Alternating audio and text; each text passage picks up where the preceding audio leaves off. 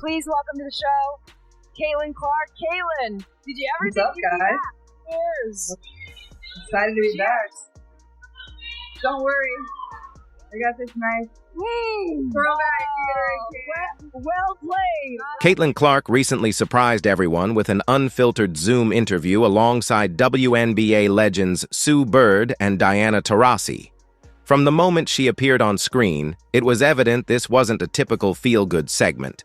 The conversation was raw and candid, delving into topics ranging from her transition to the WNBA to locker room rumors and the realities of those intense college matchups, all delivered with Caitlin's signature. There we go. Our show loves it. But what exactly did she reveal? And why is everyone in the basketball world buzzing about it right now? Stick around because Caitlin didn't hold back about a lot of things about Paige Bueckers, about Diana Taurasi, and even about the baseless lies. Sheryl Swoopes has been spreading about the team. Are you ready? Let's go. It was the callback.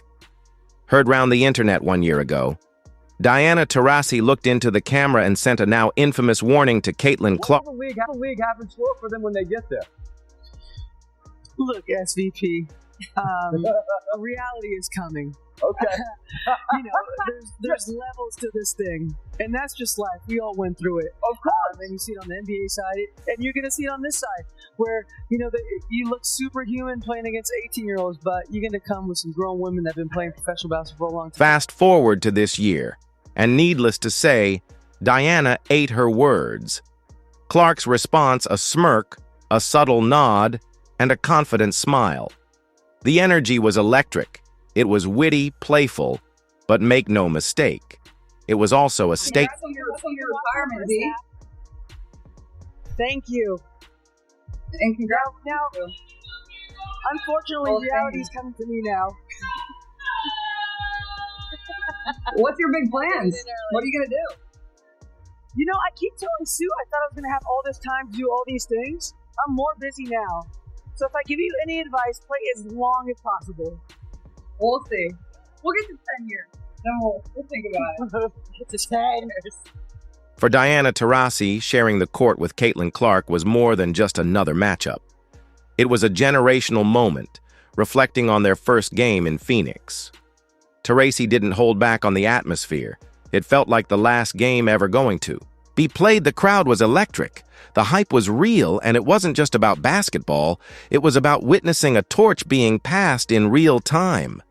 Diana spoke with admiration, highlighting how surreal it was to finally face the players she'd been, watching dominate college hoops for years. What was it like for you two to play against each other? It was amazing. I've been following Caitlin for so long and been watching her college career just in awe. And to be on the court and, the first game was in Phoenix, and it felt like the last game that was ever going to be played. There was such anticipation. The crowd was going crazy. All the people that came out to see Caitlin and our team play against each other, it really was an amazing moment. And you talked about how, if you could play against anyone that is this new generation. So I got to cross paths with him, at least for a couple games. And to me, that meant a lot, we've been doing this for a long time. To see Caitlin do what she does is, I think someone said the other day, I'm like, I want the season to start so I can watch you again. Caitlin's take just as classy. But with that signature edge, she remembered that Phoenix matchup too. Only this time it was personal. We were down like 10 or 15 and came all the way back and won.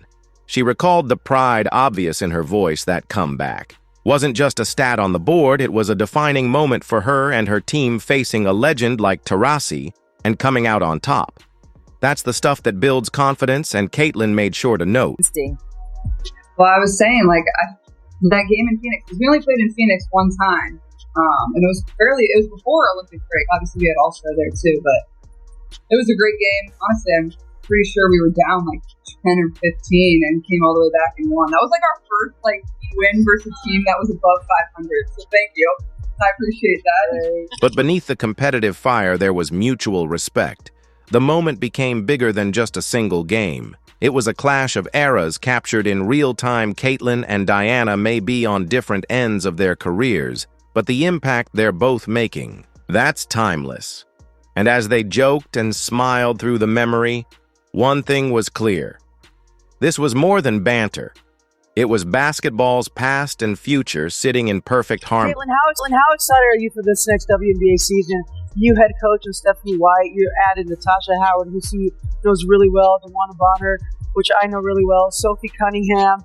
I mean, it seems like, from the outside, this roster's ready to compete now, which is easy for us to say. We know there's a process to get there, but when you see that and you see those names come in, what does that make you feel like? Caitlin Clark is heading into the new WNBA season with more than just momentum. She's stepping in with firepower. Speaking about her revamped roster, she couldn't hide her excitement. New head coach Stephanie White, veterans like Natasha Howard and DeWanna Bonner, shot makers like Sophie Cunningham, and defensive dynamos like Sydney Colson and Brianna Turner. Clark knows the names, and more importantly, she knows what they bring, but she also knows the challenge ahead with 7 new players and a limited window to build chemistry. Caitlin's already in figure-it-out mode, but she's embracing it. And it's not just the mental game she's been leveling up. It's physical, too, when asked about that viral off-season photo where her arms looked unusually jacked. Caitlin burst out laughing. And there was the viral picture that went around showing off your guns. Everyone's wondering, have you been hitting the weight room? Was it the camera angle? What happened? How did you do that? I've been trying to do that for 20 years. AI is getting out of control. Come on. Then came the truth. She admitted she spent a ton of time in the weight room, not just to look the part, but to feel more dominant on the court. She even pinpointed areas of growth, adding a floater, finishing through contact, and owning the mid-range. It's clear she's not just training to maintain, she's training to take over.